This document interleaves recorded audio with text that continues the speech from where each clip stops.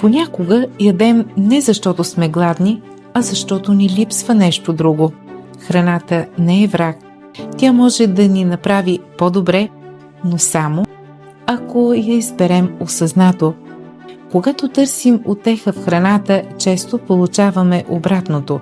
Шоколад, чипс, пица – бързи решения за кратко удовлетворение. Но умората, вината и напрежението остават. Първата стъпка е да се спреш и да се запиташ как се чувствам в момента. Осъзнатото хранене е просто да седнеш спокойно, да дишаш, да се наслаждаваш на вкуса, да чуеш тялото си преди да чуеш телефона. Една минута тишина може да ти даде хиляди сигнали от твоето тяло. Навиците растат като растенията с грижа, светлина и време. Не е нужно да си перфектен. Достатъчно е да си постоянен. Всеки ден е шанс да избереш по-добро.